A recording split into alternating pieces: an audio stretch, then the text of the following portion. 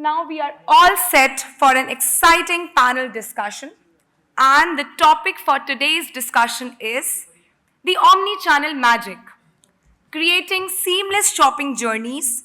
So today we will dive deep into the magic behind these seamless journeys. So put your hands together. Now we welcome on stage our distinguished panel and moderator, Ranjit Satyanath, who is a partner at Seacom Next. He is a visionary in the field of technology and retail transformation. Once again, please put your hands together for our moderator, Mr. Ranjit Satyanath.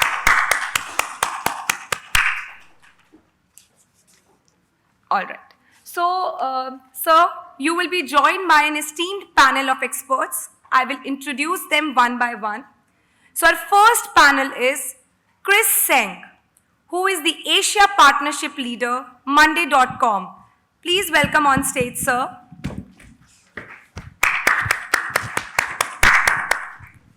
Our second panelist is NP Singh, Director, Samsonite, South Asia Private Limited. Welcome, sir. Please give a huge round of applause. Our third panelist member is Ankita Singh, Director, Sales ClickPost. Welcome, ma'am. Our fourth panelist member is Vasudevan Raja Gopalan, Regulatory Affairs Manager, India @DHL Express. A very warm welcome to you, Vasudevan. All right. So the last panelist member, Nilesh Mehra. He's an Advisory Director, New Retail Business, Donier Industries Limited. Please, huge round of applause to all our panelists and moderators. So, okay. So, let's put together, and without any further ado, I will hand over the discussion to you, sir. Ranjit Satyanath, sir, over to you, sir. So thank you. Any panel topic which has magic in it can't be so bad, right?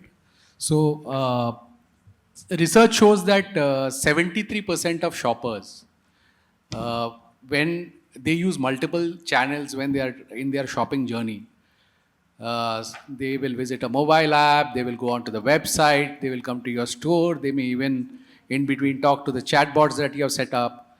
And all these people, these customers, they want a consistent experience across these channels. And only when you're able to give them this consistent experience can you turn casual shoppers into loyal advocates. Now, doing this is not without any challenges, right?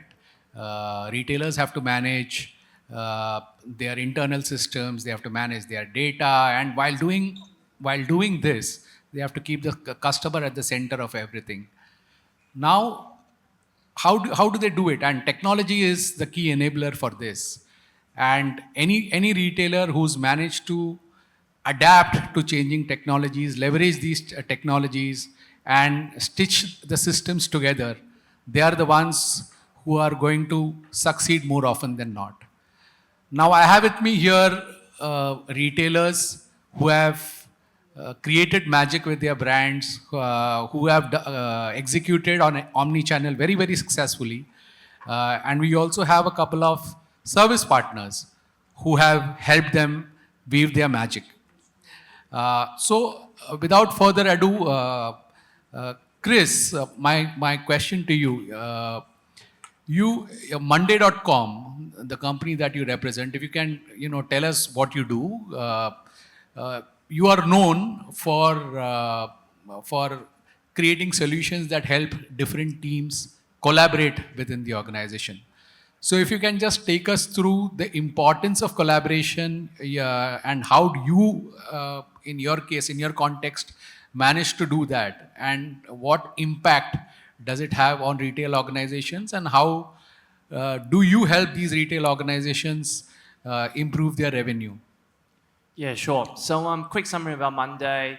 Essentially, we help organizations digitize their workflow, remove some of the manual processes, spreadsheets, manual work that might exist in an organization, and bringing it onto a digital platform. From our side, where we have seen the biggest growth in terms of omni-channel is in the retail media business. What we have seen is a lot of retailers around the world are creating startups within their own retail business to focus on creating a true omni-channel retail media network. And they are doing this by, they're doing this by understanding all the different connections a client, their customers might have to their suppliers. So in Australia, the two largest retailers that we work with, Coles and Woolworth, they are the equivalent to D-Mart and Reliance Mart here in India. Essentially, they're selling all these different connection points to their customers, to their suppliers. So they can create a better connection between the suppliers and the customers, and in the meantime, create more revenue to their bottom line by selling these connection points to their suppliers. And just to put it into more perspective, so some of these retailers, they have up to 11 different touch points to their customers. And these touch points are not just digital, nor are they just in store. For example, not just in the social media app they might have, or their retail app, or not just emails, but also in store. What are some of the in-store screens, in-store banners, in-store magazines? How can they better connect the suppliers to the customers? And in terms of numbers and the growth, to help you understand this retail media business. In 24 months ago, Coles, they created their own retail media business. And within 12 months, they sold over 2,000 different campaigns, 2,000 different contents to their suppliers across those 11 different channels, while at the same time generating millions in revenue for them. So from what we can see in terms of revenue, whenever we speak to a retailer, this is an area they're focused on, because this is a true way for them to try and drive concrete ROI on some of their omni-channel returns. Great. NP, coming to you, Samsonite is a brand, that needs no introduction. You straddle so many different geographies, and you would be privy to the customer behavior across, different regions in the world. Can you take us through what is similar with the way customers shop vis-a-vis their expectation with how omni-channel should pan out? Take us through the similarities and the contrasts. Our journey through retail started way back in year 2000. It was not by virtue of the a part of our strategy, but it was by virtue of the compulsion. Because frankly speaking, we were beaten up very hard in the trade. The trade was 100% or 101% dominated by the brand which was already there in the market since last 30, 40 years before we came into India. And it was so strong that wherever we used to try and open up an outlet or maybe a section within the dealer shop, there used to be somewhat kind of a arm twisting act, you can call it as, to ensure that we are out of that place. So there was nothing left but to try out something else. And I ended up suggesting the board that we need to change the rule of the game, otherwise we'll never be able to succeed. And therefore somehow I opened up the first shop-in-shop at one of the store in Mumbai to test where the customer stands for. Because ultimately the mediums are mediums. They limit their role play to some extent. But what about the customer? What is he thinking about our product and the price? And therefore I ended up opening up a shop-in-shop at Benzer. Then I tried very hard to get a shop-in-shop at Shoppers Stop much later, but then Mr. Kumar is not around here. He was the major resistance for me not to allow me to go in. And he had a reason. He said that today I am dealing into the products which are of a size which is 6 to 8 inches. Maybe the perfume, the watches, or maybe maximum you fold a t-shirt and keep it one above the another. So it hardly takes about a feet, and you can fold and keep maybe 50 t-shirts.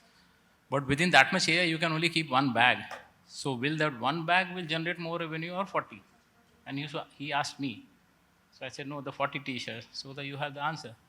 So I don't have the space. So very nicely, everybody has been saying no to us. But somehow we started to get going with this idea of creating the shop-in-shops. And we started to get the spark.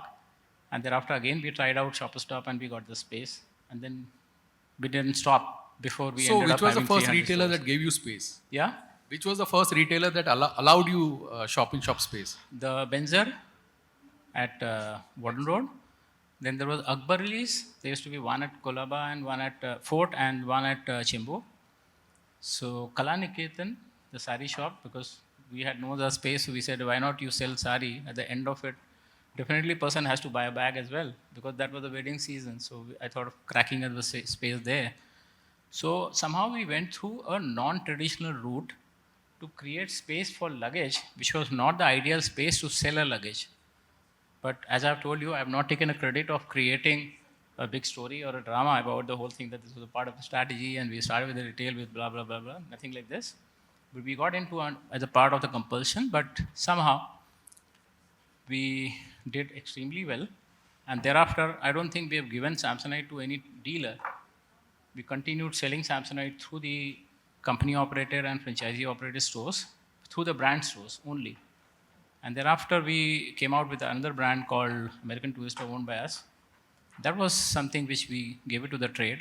By the time they have understood the strength of the company, the strength of the brand, and our approach, that you can't stop these guys. So definitely we got the space in the dealer shop as well, but through the American Tourister.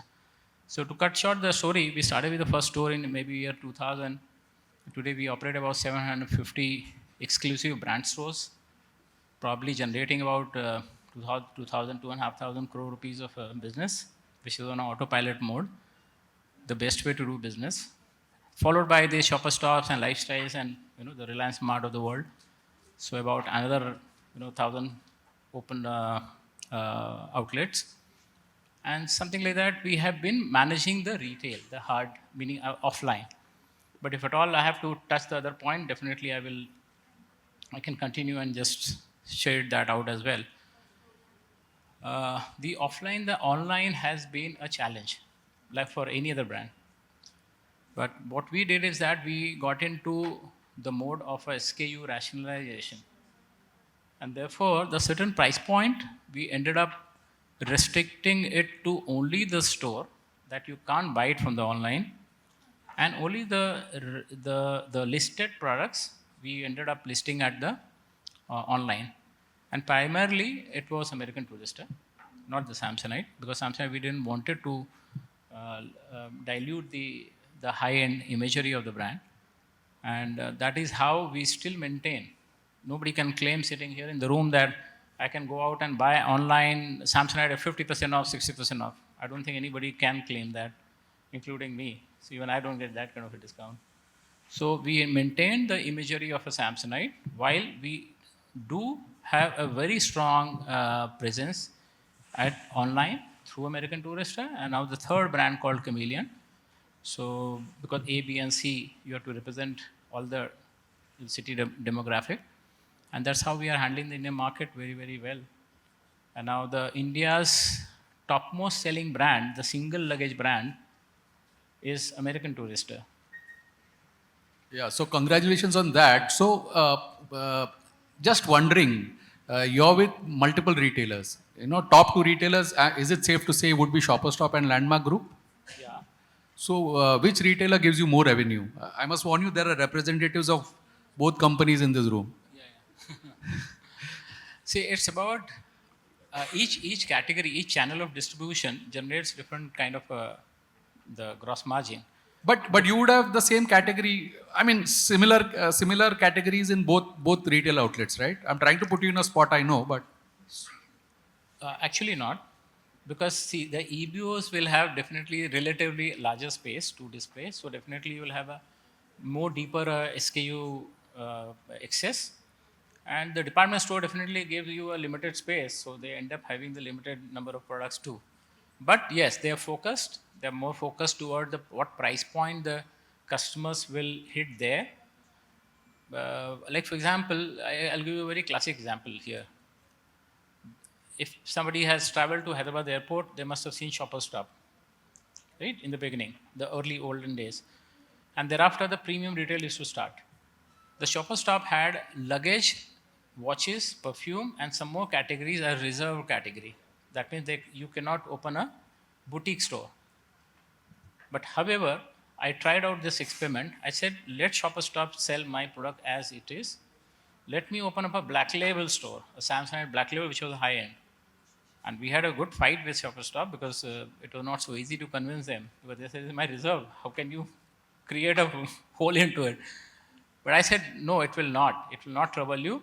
And I believe me, if at all you lose your business, the existing business and the trend of the growth pattern, what you're maintaining, I will withdraw. So Stop was not so convinced about it.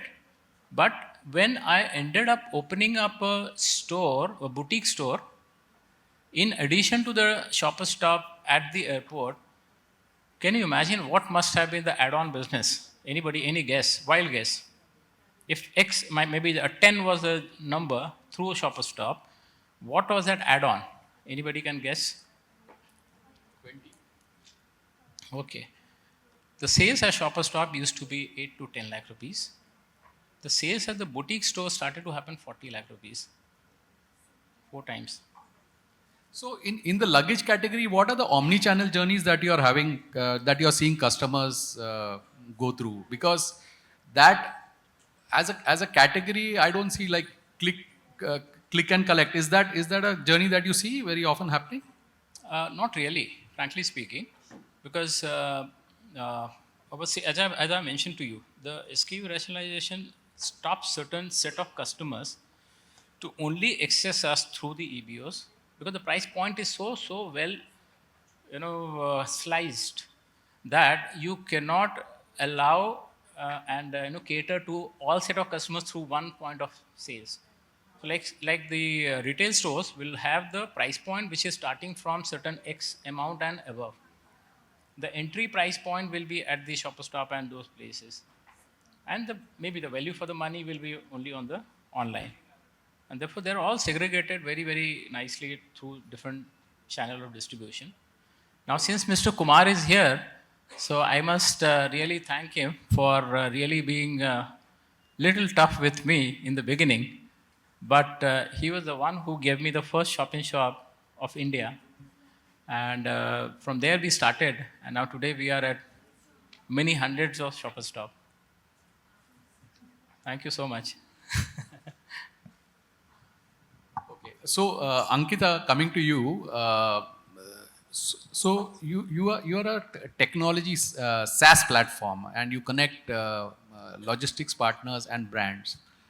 So, tell us some of the technologies that brands can leverage to ace their omni-channel act. Sure. Hi, everyone. I'm Ankita from ClickPost. Just before I start with the answer, I just want to highlight what exactly ClickPost does. So, like Ranjit mentioned, ClickPost enables brands in managing their logistics operations as well as enabling a delightful post-purchase experience. Now, what we have seen is one very critical thing in enabling a good omni-channel experience is to make sure that all the touch points that Chris has mentioned has a very unified customer experience. So whether I'm shopping online or whether I'm buying something from the store, if I'm buying the same brand or if I'm buying the same kind of product, I would want to have a very similar journey. So this is where a product like ClickPost helps brands. We help brands in making sure that they are able to communicate the delivery timelines, when exactly the shipment is going to arrive, in case they have bought it from store and they wish to return online. So managing the entire pickup journey and everything. So this is where ClickPost like product comes into picture. With like we help brands in making sure that they're able to also engage with the customers after the purchase. So a lot of times when brands are launching newer products, they wish to have some surveys and also engage as well as inform the customers through all the touch points that are there. This is where ClickPost helps. And this is where, of course, technology comes into picture. So, Vasudev, you are also from logistics and from DHL. So, what is DHL doing in helping retailers do their omni-channel journeys in a much better way? Uh, ClickPost is more the technology partner. You're the physical side of it.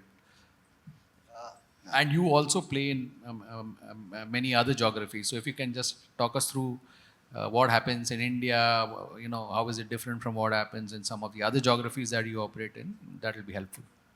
Yeah. Firstly, thank you for getting me here. Because when first I got a call from Rai saying, I need somebody from DHL to come and speak, I said, what can I do really? But then I realized there's technology that we use in every stage of our logistics, right? We thrive only when we provide logistics services with technology.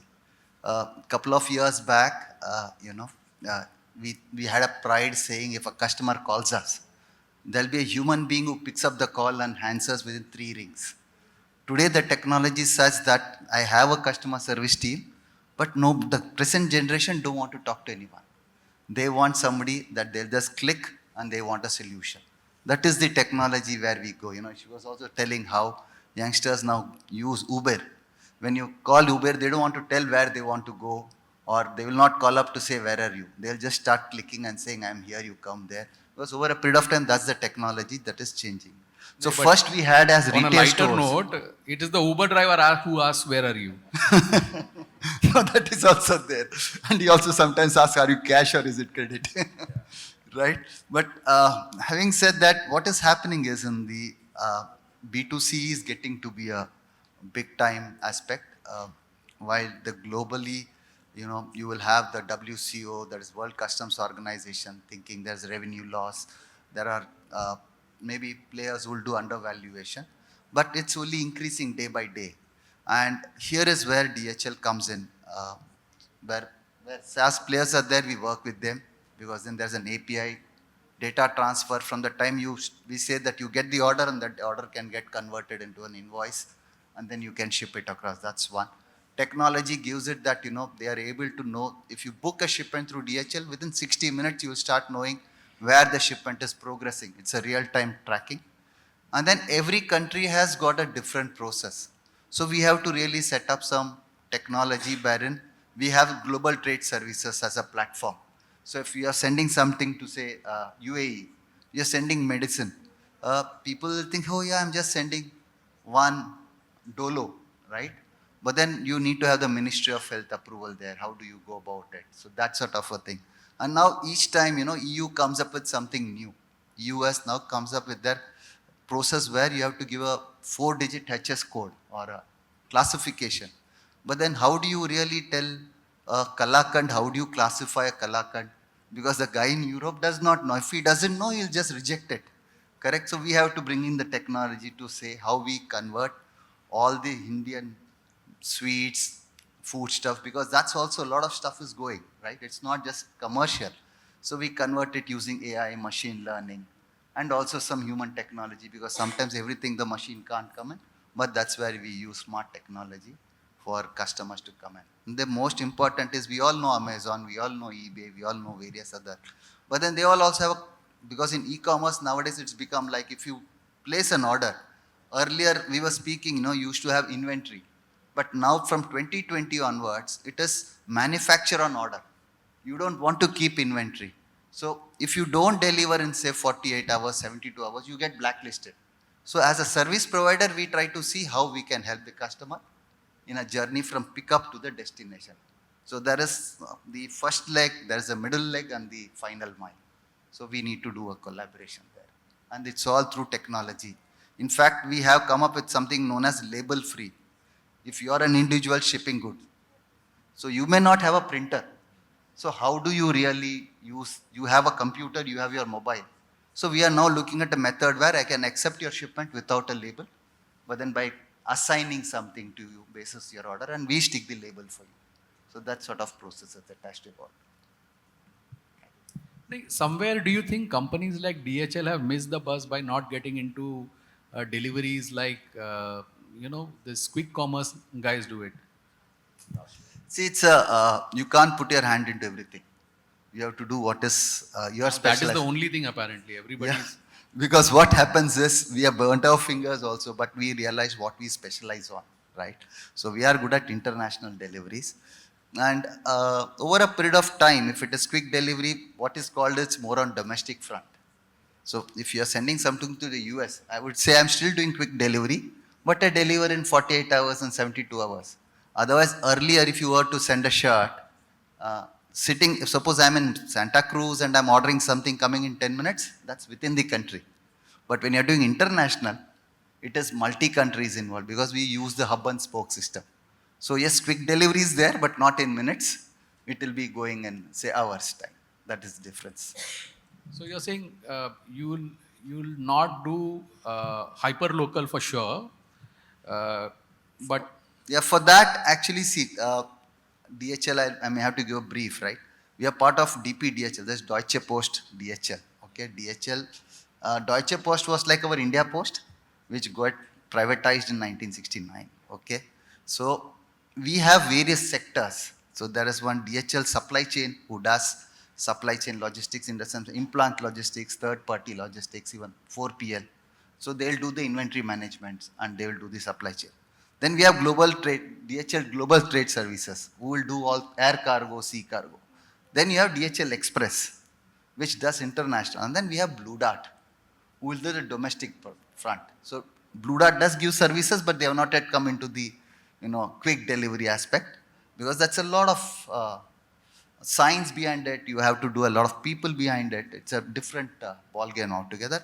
And then we have a separate segment known as e-commerce. And then we retained our postal, but it's known as post parcel. No more German post, it's post parcel. So at this juncture, we are not having anything to do with quick deliveries. But yes, within cities we can do. Intra-cities not yet come in big scale.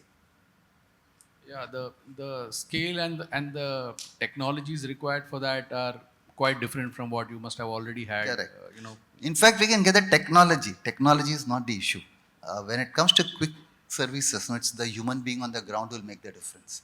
Even if you take Swiggy, for instance, if it says he's going to deliver, you can get the orders done, you can have the pickup done, but ultimately it is somebody who's going to come and deliver, unless we get up drones or such method of delivery, right? That is the differentiator. Sure. So Nilesh, coming to you, you represent Donier, and Donier is always associated with smart people and suits.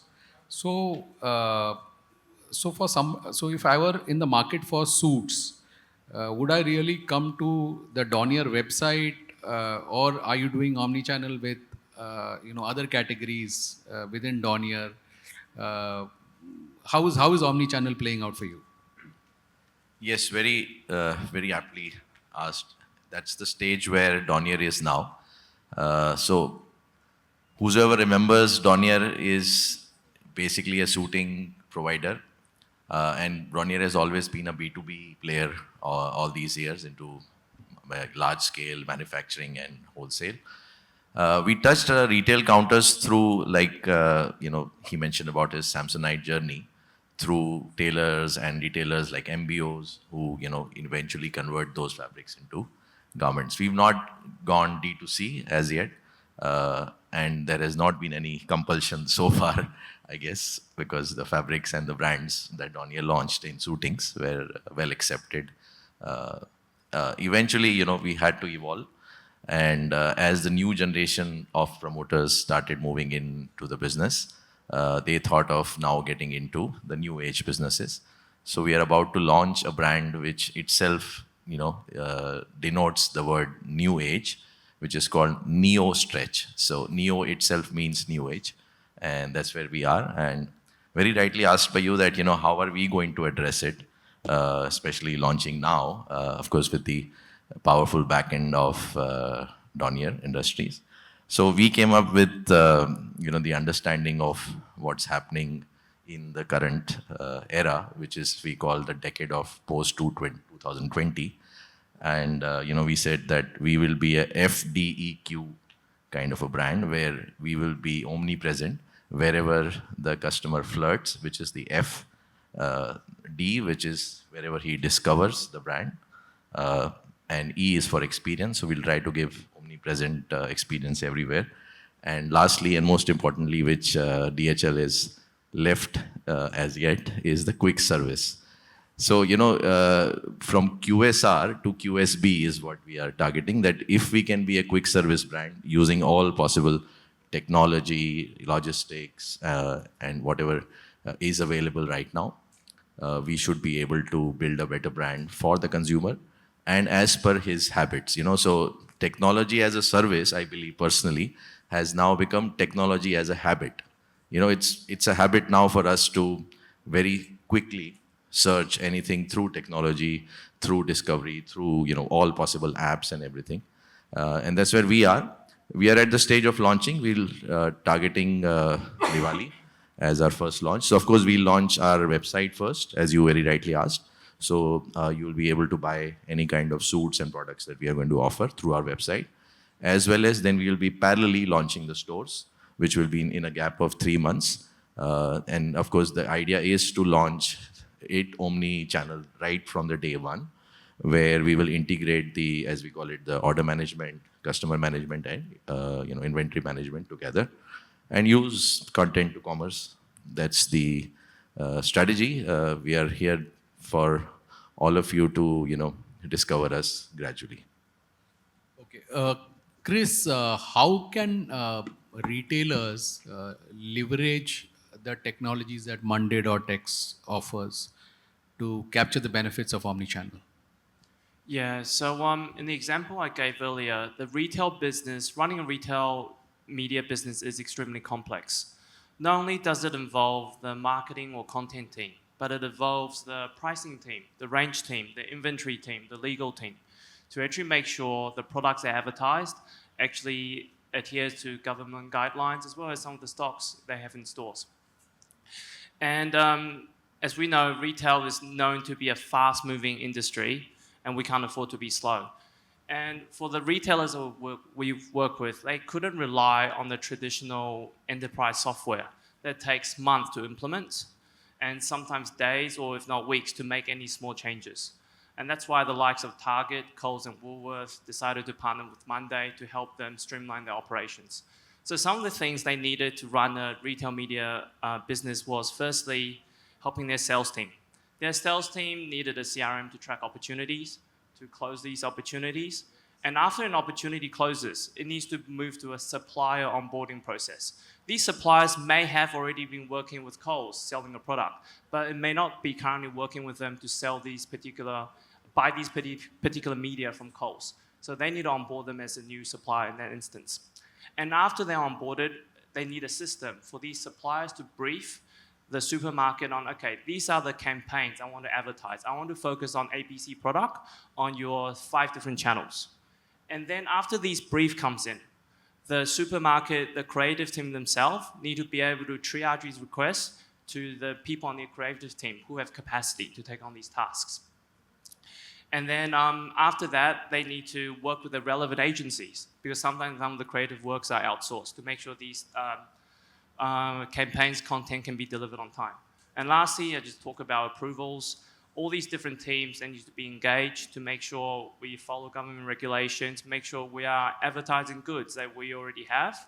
Because sometimes suppliers get really excited. They want to advertise products that may not have been released. So the stores themselves need to make sure that they do have those stocks.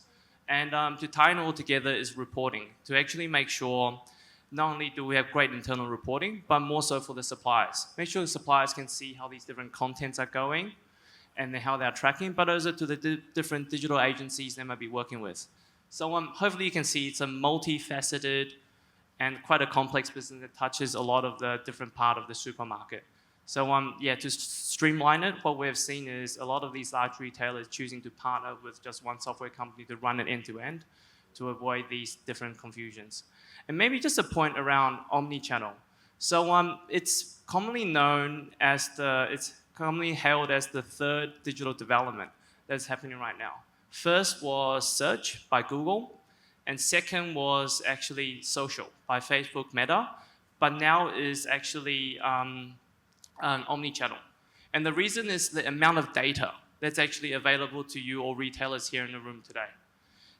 You have so much data to truly understand how a customer behaves, to allow you to talk to them, and then further on to connect your suppliers to these customers in the right area in the right way. So it's actually a really exciting area to be a retailer today and truly grasp on these opportunities. And challenging as well, I may add. Yes. NP, in your category, and I touched upon this when I opened the session, that customers actually move across channels in their purchase journey. But in your category, which is a very specific category, what are the kind of journeys that you are seeing? Are, like, for example, if you were to buy a car, I think 99% of all car purchases start online. It starts online. There is a research done. People go to TBHP, and then they shortlist a few models that they like, and then they will come do test drives, and then complete the complete the purchase at an outlet. A very few brave people might buy it online also, but in your luggage and backpacks and that category, what are the kind of journeys that you're seeing? And it'll also be useful to the audience if you can tell us that what kind of journeys are you seeing the most? Are people simply coming to the store, picking out a color or a model that they like and buying that, or are they actually going online, checking out different models, different brands? Also, let us know, what kind of spends you are doing on digital marketing, and how is your digital marketing working out for you, and how does that play into your overall omni-channel experience to the customer? If I have to divide your question into three different categories, because customer behavior is different for all three, and therefore I would like to connect them through the relevant channel of distribution. Like, for example, if I start with the lowest one, the travel accessories. The travel accessories is purely an impulse.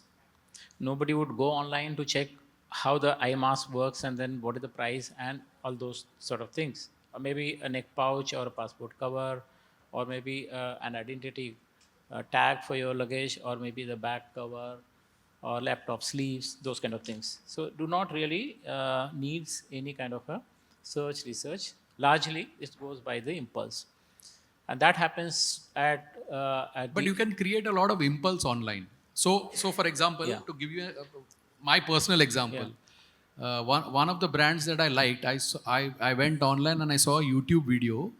It showed me that by using their bag, you don't have to take the laptop out when you are checking in your bags at the security counter. Okay. So they had created a sleeve where you can just put the bag in and you unzip it, and without taking it, you can pass it through security. Now for that, I Yeah. went to the US and I purchased that particular brand. Perfect. So it created the Yeah, impulse online. awareness for that very kind of a product. Similar is with the wallets. Like, for example, if your wallet is a RFID proof, then nobody can steal your data. Like, for example, I can steal her data by just passing through. So if your wallet is not RFID proof, so there are certain awareness which is done by many other brands. We don't do, frankly speaking, because there are very few of that kind. So largely it is impulse. So it happens through the point of sales, through the airport stores, through our own stores, or probably sometimes people go by the need. So they need a lock for their travel, so they just look for a point of sales and then connect. So that's as far as a travel accessory is concerned, which contributes to about 18 to 20% of the total company's turnover, which is sizable. Followed by the backpacks. So backpacks also partly it is impulse, and to some extent, of course, there is certain amount of planning. Like, for example, if you are choosing a price point, like, for example, Samsonite laptop bags are priced even at 30 to 40K, which is equivalent to maybe the entry point of a laptop price today. So maybe there certain amount of planning will be required, and people then go to the store, check the depth, size, everything else, get assured, and then end up buying. But luggage, for sure, a lot of physical interaction is required. So either the customer goes to the nearest department store to understand the depth, size, because he's traveling to US, so is it 80 centimeter or 77 centimeter? Certain airlines are very fussy about the size. If you don't understand it correctly, your bag will be, probably offloaded. But there are very few of them are like that. So that touch and the personal interaction is a must in case of the large bags. However, If you look at the price point wise, then again there is a customer demographic changes, their behavioral pattern changes. Like for example, somebody wants to buy entry price point of a chameleon bag from B or C town.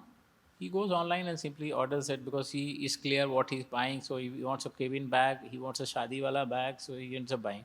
He's not an international travel, so he doesn't have a problem with Swiss airline lega ki nahi, Lufthansa dega ki nahi.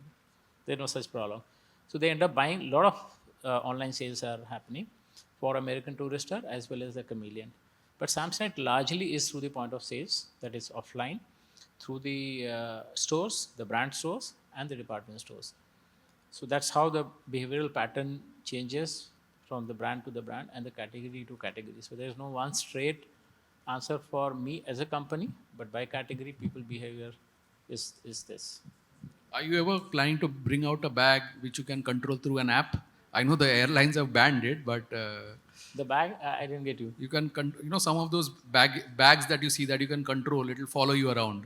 You can just control it with your app.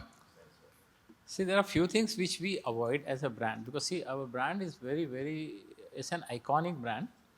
We don't wish to get into something which is, it's not that we can't because we have done something which can't be even copied.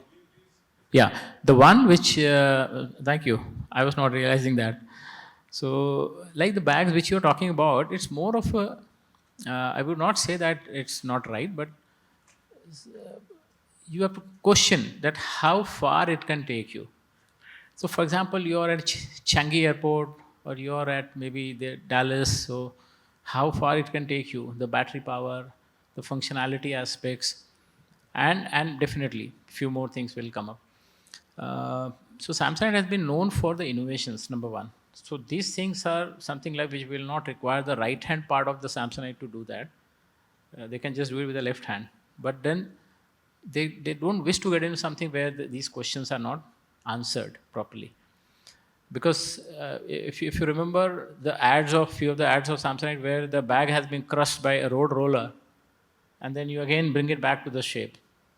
So it's a height of any innovation in the simple category, product category like a bag that you crush it and then it comes back to the shape. Or car crash test, if anybody has seen. The car comes and crashes the bag and then against the metal wall, loses all the entire shape and again comes back to the shape. So that is height of innovation, the material, the designing and everything is. So therefore, we don't wish to get into those things which are not really very easily answerable to the consumer. And we are known for product which lasts long, which is reliable. People buy Samsonite and even American Tourister only for the reason that it's a reliable product.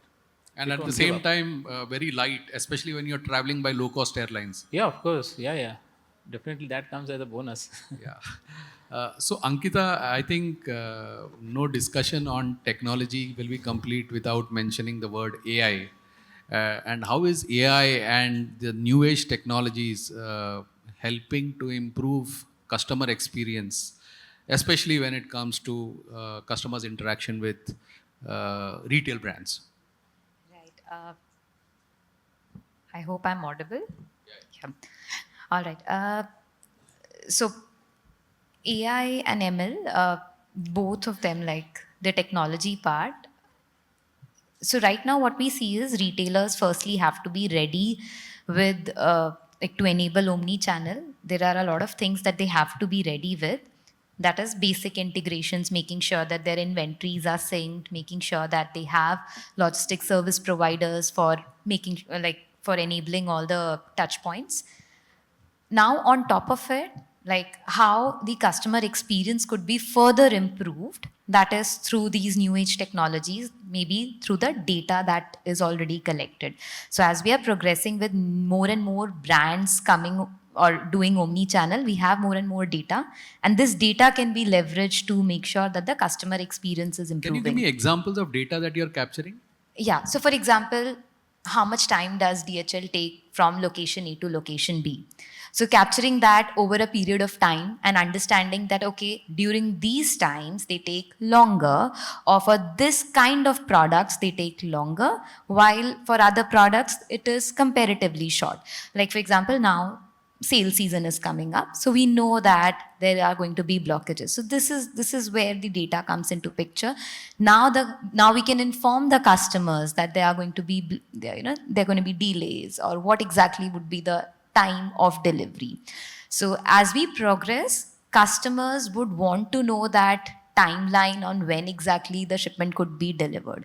So gone are the times when you could just say that your shipment will be delivered in 2 to 5 days or 10 to 15 days, something like that. Nowadays consumer needs that, okay, on what date, and they also want that to be accurate.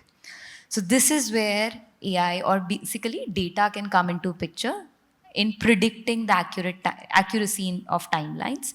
Apart from that, there are a lot of other things that where data can help you. For example, in validating addresses, because you have data where exactly what is exactly the complete address and all. So this is again a place where data could be used, especially in making sure that the last mile is taken care.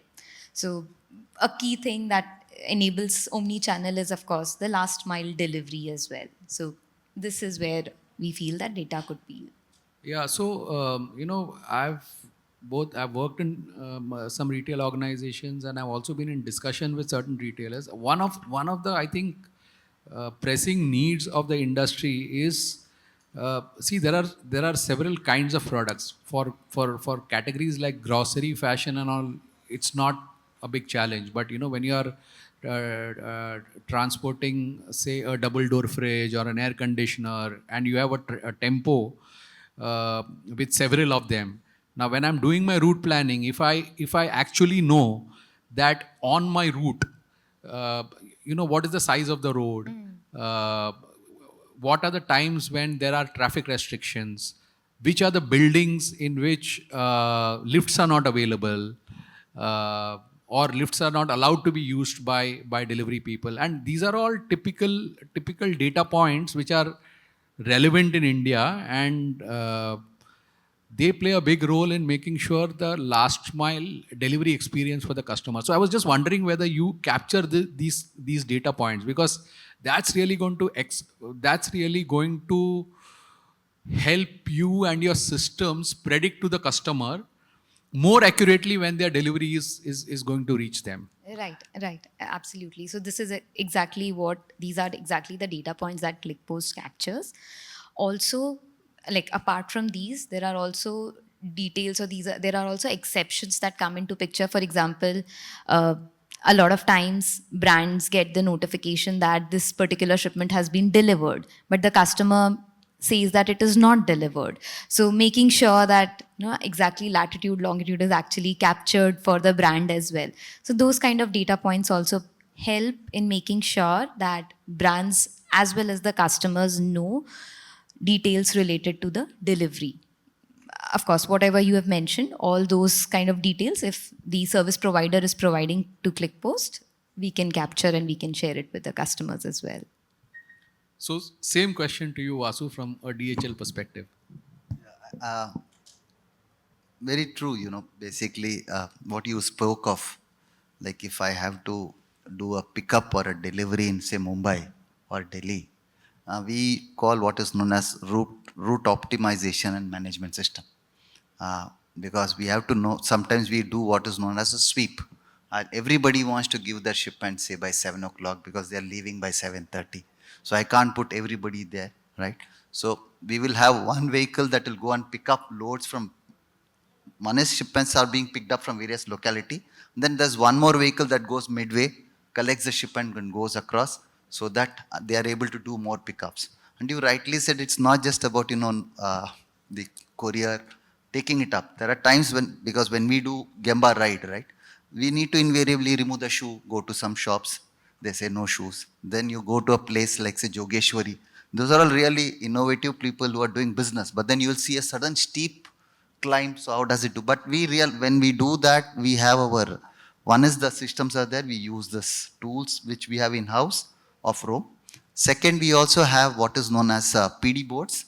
That is, we have discussion to say that what today a courier experienced, and then we also rotate our couriers, so that when you rotate, obviously the people swap messages to say what happens in which route. So that's, we use human technology as well as our That's one.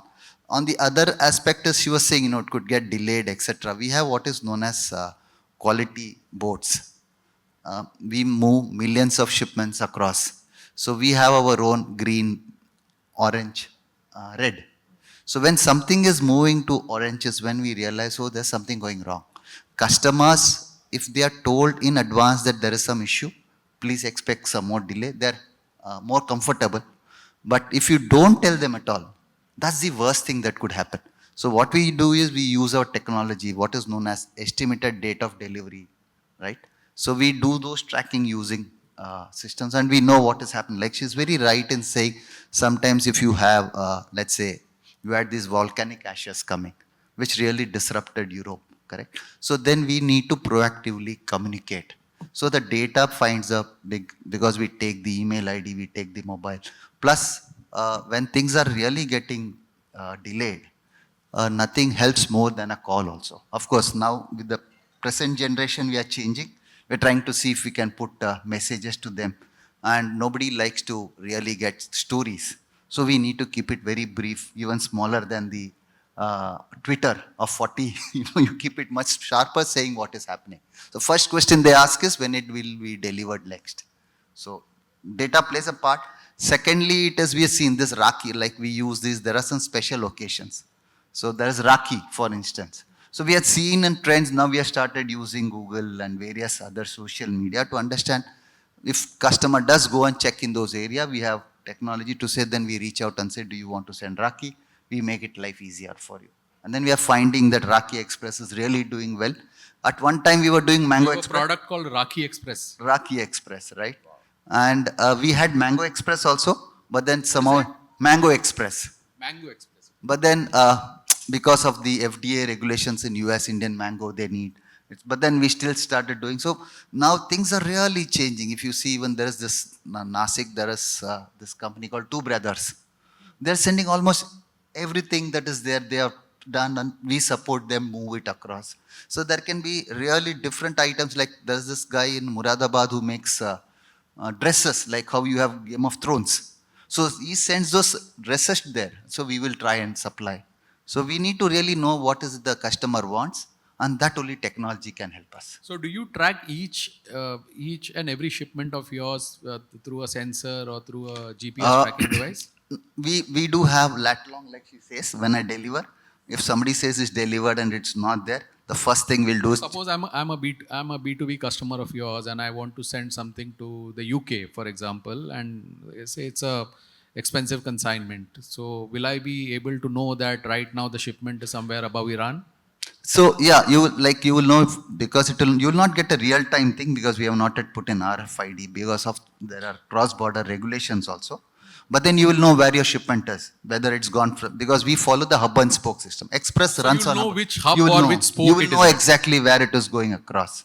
So that, and plus if it is not cleared by a shipper, consigning. Even if I don't know, will your monitoring central It'll have- monitoring team know where it'll- exactly So it the is? minute I see an amber orange, this when everything starts triggering, why is it orange? Why did you miss out? And then there'll be a service recovery methodology. Got it.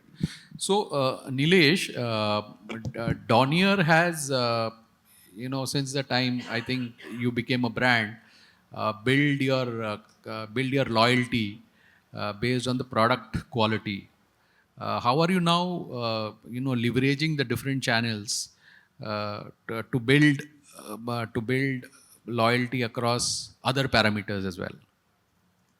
Yes, so I think the biggest advantage we have over these years is that people have some or the other ways, experienced our fabrics. And here is where we have all the data from our indirect channels. What we did first was to survey, the pain points at every sale point, every point of sale there where our fabric was sold.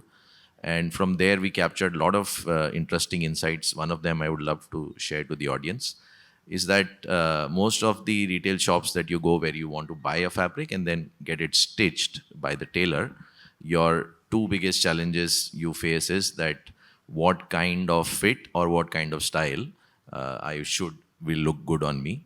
And in that case, the retailer mostly tries to, push his ideas or push his thoughts, or he says this is what sells. And here is where the consumer is, left hungry and most of the time thirsty in a way.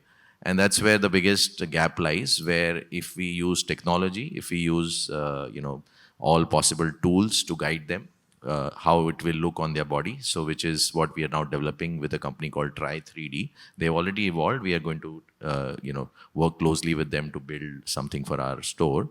And there are other technologies suppliers. What we are trying to do is that the styles that can look good right from the skin color to your occasion and in the end to your taste. So those three parameters would then be, induced, and that's what would help the consumer convert his. For this, the customer can come to your website and experience it, or has to come to the store? That's where the idea is to make it omnipresent, where the technology is available whether you are on my website or you are in my store. There might be a tablet initially, which which the store staff would help you use. Eventually, I'm sure the customers will get accustomed. So the idea is to make his life easy, also give him more power. We believe in empowering the consumer more in the current times, because as I said, it's now about the consumer brand rather than you creating a brand. They are the ones who are the brands. And that's where we come in. The other aspect which, you had mentioned about the quick service is that we have to use all possible last minute, hyper-local facilities, because the world is moving from, saying that I would wait for it, I would die for it too, we would die any moment. And in that kind of a mindset, people are saying, give me right now, or then, forget it. So that's where I think we are trying to also not miss the biggest opportunity is what we believe. There are a lot of startups as well as, QSR services who have now created those. What we are debating between us and them is, do we need a hyper-local mini dark warehouse, as we can call it in today's terms, in critical locations from where we can then service it faster beyond the stores. And hence we had two strategies in mind beyond our online, that we will have the right kind of experience stores at the right locations. And for the rest of the areas, let's say in a span of 50 to 100 kilometers, we can look at the hyper-local dark stores, from where, of course, the technology can help them. So to add on to that, we are actually launching two brands under NeoStretch. One is NeoStretch, the fabric itself, which already is getting sold as a 4-way stretch fabric. Our brand ambassador for that is Tiger Shroff. So the video that we did with him, where he wears a suit and he does all the somersaults and dance, and it is already grabbed 12 million views on YouTube. It's called the freedom to move. That's the the slogan. The other is Not My Parents brand, which is where we are trying to bring the ready-to-wear brand, where we are trying to create concepts which are more versatile, everyday wear. And I was just telling you over lunch that, every Indian brand is becoming a challenger to international brands. And everybody is targeting brands like the way you do in football, where, you know that we have to capture that guy. So we are targeting Uniqlo as one of them. We believe that the future belongs to, versatility, slow fashion, everyday wear. Easy to wear, easy to care is one of our thought, because that's the most important need of the hour. Everybody, like you mentioned that even during your flight, check-in, you don't want that sleeve to be removed yourself, and if it just comes out, it makes your life easy. And that's similarly, we are also trying to create those kind of finishes on the garment. So there is one unique finish which we developed under NeoStretch, where you can wash the suit at your home inside your washing machine. And it's been tried and tested and sorted. The other technology is for the color fastness, where we are now using fiber dyed rather than using a piece dyed or a yarn dyed. And last but the most important is the wrinkle-free part, where in the Indian climate, you need two aspects. First, if I'm wearing a layering, it should be lightweight, but it should not look shabby. So we are solving that by creating that kind of a fabric and the garment. And the second is, it should give me a very easy way to commute. So for example, I came by a cab here, so I had to remove my blazer and keep it, decently so that it doesn't crease. And then again, I have to wear it, again, I have to remove it. Versus that, we are trying to create that kind of a product. We've already done it. It's just that very soon you'll be able to buy it from our website and the stores. Last and most important for us was the consumer psyche, in today's time now. As he mentioned about Samsonite having different set of consumer at different points. One thing we found in common for everybody is the factor of being able to decide fast and being able to return or exchange faster. And I think that is one pain point which most of the brands struggle with, beyond sizing and colors and availability. And that is where I think we would be using all possible AI and technology so that we can give that service and that convenience to the consumer faster. For us, it's an opportunity. We are starting from zero, so we don't have a legacy in retail. But for us, what is open is that use whatever is available. We would only be a silly soul if we don't do that. Okay, thank you very much, panel. Do we have time for audience questions? One or two. Anybody in the audience has a query for the panelists?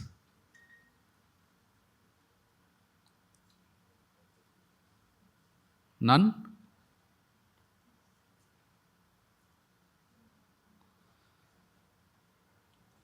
Okay, great.